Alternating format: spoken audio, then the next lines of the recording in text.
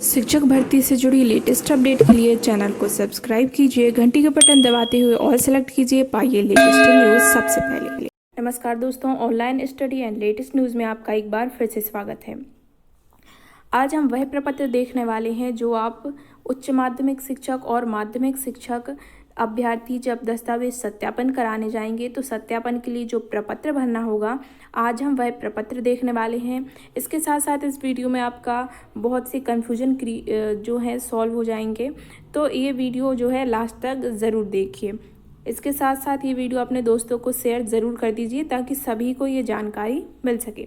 चलिए तो शुरू करते हैं। यह प्रपत्र है उच्च माध्यमिक शिक्षक भर्ती हेतु अभिलेखों का सत्यापन प्रपत्र। इसमें सबसे ऊपर भरना पड़ता है आवेदनकर्ता का नाम, मतलब कि अपना नाम, अपना रोल नंबर, पात्रता परीक्षा उत्तीर्ण विषय, मतलब कि आपने जो पात्रता परीक्षा है वो जिस सब्जेक्ट से उत्तीर्ण की है वह विषय भरना होगा, और जिस डेट में आपका जो सत्यापन हो रहा है वो डेट यहाँ पर भरनी होगी। इसके बाद देखिए यहाँ पर ये चीज़ महत्वपूर्ण है, यहाँ हाँ या ना भरा जाता है, मतलब कि यस और नो भरा जाएगा कि आपने ये जो मांगा है पत्र वो आपने लगाया है या नहीं लगाया है। और जैसे आप लगा रहे हैं, कोई मार्कशीट लगा रहे हैं या कोई प्रमाण पत्र लगा रहे हैं, तो यहाँ देखिए उसकी 2 प्रतियाँ लगेंगी, 2 फोटोकॉपी लगेंगी, और वो क्या होनी चाहिए, स्वयं से सत्यापित, स्वयं द्वारा सत्यापित, मतलब कि आपके उस पर हस्ताक्षर होने चाहिए। और ये बात ध्यान रखना है कि 2 प्रतियां लगने वाली हैं, तो आप 2 और 3 फोटोकॉपी भी ले जाइए जो एकदम स्पष्ट हों। चलिए आगे बढ़ते हैं। सबसे पहले है पात्रता परीक्षा उत्तीर्ण प्रमाण पत्र, मतलब कि आपको जो रिजल्ट मिला था जिसमें आपके नंबर आए थे, आपको यहाँ पर वो प्रमाण पत्र लगाना है। यहाँ भरा जाएगा यस और नो, उसकी 2 आपको फोटोकॉपियाँ लगानी हैं और वो आपके स्वयं के द्वारा प्रमाणित होनी चाहिए। इसके बाद है चॉइस फिलिंग की पावती लगानी है। आपने जो चॉइस फिलिंग अभी की है या जिन लोगों ने नहीं की है तो करेंगे, तो जो आपको बार कोड के साथ मिलती है एक, जिसमें आपका ये आता है कि आपने पेमेंट कर दिया, इसके साथ साथ स्कूलों के नाम आते हैं कि आपने किस क्रम में कौन सा स्कूल जो है भरा हुआ है। आपको वो पावती आप प्रिंट आउट निकलवा लीजिए और आपको उसकी पावती लगानी होगी। इसके बाद है जन्म तिथि संबंधित जो प्रमाण पत्र है उसके लिए आपको, मैंने पहले ही बताया था, जन्म तिथि के लिए आपको 10वीं या 12वीं की जो अंक सूची है वो लगानी होगी। आप जो अपलोड करेंगे, यदि आपने 10वीं की अंक सूची अपलोड की है तो आप 10वीं की ले जाइए, और अगर 12वीं की है तो आप 12वीं की ले जाइए। साथ में आपने कोई एक अपलोड की होगी तो आप वो ले जा सकते हैं। इसके बाद है शिक्षण प्रशिक्षण योग्यता प्रमाण पत्र, मतलब कि आपके लिए आपने जो बीएड किया है तो बीएड की आपको मार्कशीट है तो मार्कशीट लगाना है, या फिर आपके पास डिग्री है, जो भी आपके पास है आपको वो ले जाना है। एक में ही काम चल जाएगा क्योंकि यहाँ पर कोई अलग से नहीं मांगा कि आपके लिए डिग्री लगाना ज़रूरी। आपके पास मार्कशीट है, आप मार्कशीट लगाइए। स्पष्ट फोटोकॉपी होना चाहिए, इस बात का ध्यान रखना। इसके बाद है स्नातक प्रमाण पत्र, स्नातक आपकी ग्रेजुएशन की मार्कशीट लगाना है। इसके बाद है स्नातकोत्तर प्रमाण पत्र। आप देखिए वर्ग 2 वालों के लिए स्नातकोत्तर प्रमाण पत्र आवश्यक नहीं है, उनके लिए सिर्फ स्नातक प्रमाण पत्र ही ज़रूरी है। तो आप अपना स्नातक, आपने जो ग्रेजुएशन किया है, बीएससी बीए जो भी किया है, उसकी मार्कशीट यहाँ पर आपको लगानी है। फिर वर्ग 1 वालों के लिए स्नातकोत्तर प्रमाण पत्र लगाना है। आपने जिस सब्जेक्ट से, जैसे आपने मान लीजिए मैथ से वर्ग 1 क्वालिफाई किया है तो आपके लिए स्नातकोत्तर, मतलब कि मैथ से आपकी जो एमएससी की है मार्कशीट वह लगानी है। आपको उसकी 2 फोटोकॉपी और ओरिजिनल मार्कशीट ले जानी है। इसके बाद आता है जाति प्रमाण पत्र। तो जाति प्रमाण पत्र, यदि आप आरक्षित वर्ग से हैं और आपने कोई आरक्षण का लाभ लिया है तो उनके लिए जाति प्रमाण पत्र आवश्यक होता है। यदि आप अनारक्षित वर्ग से हैं तो आपके लिए जाति प्रमाण पत्र की आवश्यकता नहीं होती है, और यदि आपके पास है तो आप ले जाइए। फिर आता है दिव्यांग प्रमाण पत्र। यदि आप पीएच कैंडिडेट से आते हैं, दिव्यांग से आते हैं और आपने उसका लाभ लिया है उसके आरक्षण का, तो आपके लिए दिव्यांग प्रमाण पत्र लगाना ज़रूरी है। ध्यान रखिए, जब आपने फॉर्म फिल किया था वहाँ यदि आपने दिव्यांग पे यस क्लिक किया था तो आपके लिए दिव्यांग प्रमाण पत्र ज़रूरी है, और नहीं किया था तो अब ले जाने से कोई मतलब नहीं है। इसके बाद आता है विधवा या तलाकशुदा का प्रमाण पत्र। जो महिलाएं ने इनका लाभ लिया है, विधवा या तलाकशुदा है, इसके लिए अलग से जो लाभ मिलते हैं वो लिए हुए हैं। और यस किया था फॉर्म भरते वक्त, तो आपके लिए अब प्रमाण पत्र ले जाना ज़रूरी है। इतना ध्यान रखिए, जिस चीज़ के लिए आपने यस किया है फॉर्म फिल करते समय, तो आपके लिए अब फिर वो प्रमाण पत्र ले जाना ज़रूरी हो जाता है। इसके बाद आता है अंतरजातीय प्रमाण पत्र, मतलब कि यदि दूसरी कास्ट में शादी की है तो उसके बाद सरनेम चेंज हो जाता है। पहले सरनेम कुछ और है, अब सरनेम चेंज हो गया, तो उसके लिए आपके लिए भी क्या है कि प्रमाण पत्र लगाने की आवश्यकता है कि इस कारण से सरनेम चेंज हो गया।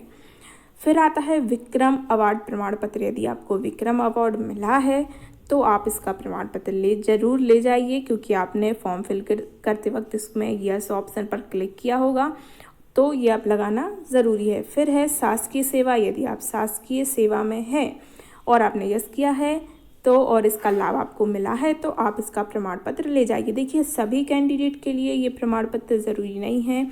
जिन्होंने इन प्रमाण पत्रों में जैसे कि विधवा, अंतरजातीय या फिर शासकीय सेवा का प्रमाण पत्र जिन्होंने यस किया था, उनके लिए ये प्रमाण पत्र आवश्यक है। बाकी कैंडिडेट्स के लिए जो फिर आप स्वयं इतने समझदार हैं कि आपके लिए ये जो आवश्यक है, जैसे ऊपर के कुछ ज़रूरी हैं, जैसे कि आपने जिन जिन चीज़ों का लाभ लिया है। देखिए, पात्रता परीक्षा उत्तीर्ण, चॉइस फिलिंग, जन्म तिथि, शिक्षण प्रशिक्षण, स्नातक और स्नातकोत्तर, यह अति आवश्यक डॉक्यूमेंट हैं। ये होना ज़रूरी है। वर्ग 1 के लिए स्नातकोत्तर और वर्ग 2 के लिए स्नातक, यहाँ तक जो है वो बहुत ज़रूरी प्रमाण पत्र है। इनको अच्छे से आप रख लीजिए, ठीक है। इसके बाद आता है नेशनल सर्विस प्रमाण पत्र, यह है तो यह लगाइए। इसके बाद आता है मूल निवासी प्रमाण पत्र। आपका जो मूल निवासी प्रमाण पत्र है यह भी आवश्यक है।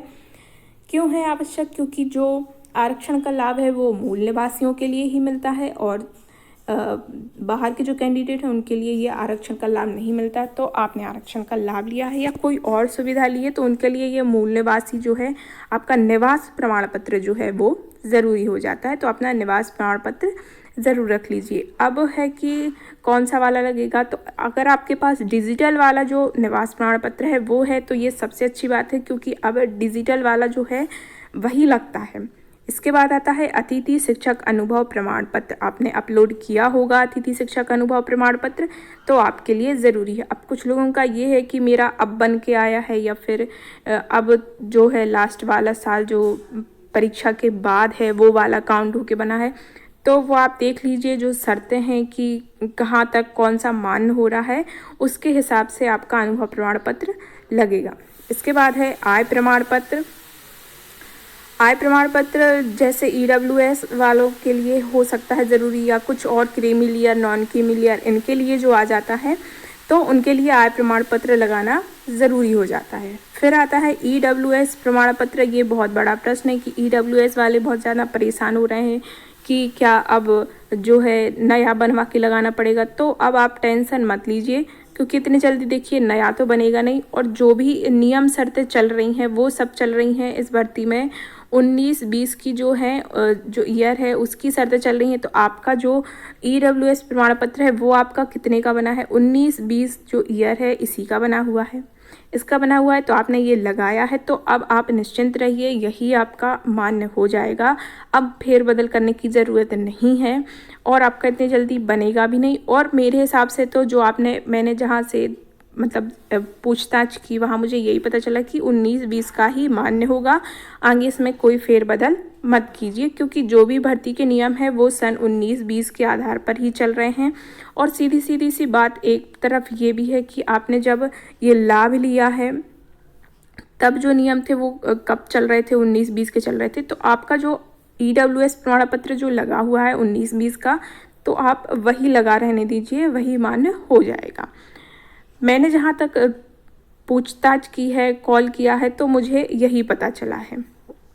इसके बाद है 18 नंबर आयु संबंधी छूट प्रमाण पत्र। जैसे कि बहुत से लोगों को आयु में छूट मिलती है तो आपके लिए फिर, और आपने आयु में छूट ली है तो आपके लिए इसका प्रमाण पत्र लगाना ज़रूर हो जाएगा। फिर आता है लास्ट में शपथ पत्र। ये शपथ पत्र लगाना होगा जिसे 26 जनवरी 2001 के पश्चात 2 से अधिक जीवित संतानें, इससे 2 से अधिक जीवित संतान नहीं होनी चाहिए 26 जनवरी 2001 के बाद। मतलब कि जो संतान है उनका जन्म 2001 के बाद नहीं होना, 26 जनवरी 2001 के बाद की कोई संतान नहीं होना चाहिए। मतलब कि 2 से अधिक संतानें नहीं होना चाहिए। 2 है तो ठीक है, इसके आगे नहीं लगाना चाहिए। जो शादीशुदा हैं और उनकी संतानें, तो ये प्रमाण पत्र उनके लिए लगाना ज़रूरी हो जाता है। फिर देखिए अगला है, यहाँ अब बस आपका भरा जाएगा कि आज दिनांक, मतलब आपकी जो डेट है, जो वेरिफिकेशन होगा उस दिन को संबंधितों के अभिलेखों का परीक्षण किया गया जिसमें संबंधित के ऑनलाइन दस्तावेज सही पाए गए हैं। ये नहीं तो आप भूल जाइए, ऐसा नहीं होगा। आप सभी के दस्तावेज जो हैं वो सही पाए जाएंगे। यहाँ पर नहीं पर क्लिक होगा क्योंकि आपके दस्तावेज जो हैं वो सब सही ही पाए जाएंगे। आप बिल्कुल निश्चिंत रहिए, कोई भी टेंशन मत लीजिए। फिर यहाँ पे सबसे लास्ट में आता है हस्ताक्षर आवेदनकर्ता, मतलब कि आपके हस्ताक्षर, आपका नाम, पिता पति जो चलता है उनका नाम, आपका एड्रेस और मोबाइल नंबर। इसके बाद आ जाएगा सत्यापनकर्ता के हस्ताक्षर। मित्रों, आपको ये वीडियो कैसी लगी हमें कमेंट करके ज़रूर बताइए। यदि आपको कोई कन्फ्यूजन है इसके बाद तो आप हमसे पूछ सकते हैं, मैं उसका निराकरण करने की पूरी कोशिश करूँगी। साथ ही साथ ये वीडियो अपने दोस्तों के साथ शेयर ज़रूर कीजिए ताकि सभी को जो है ये वीडियो मिल सके और सभी को ये जानकारी मिल सके।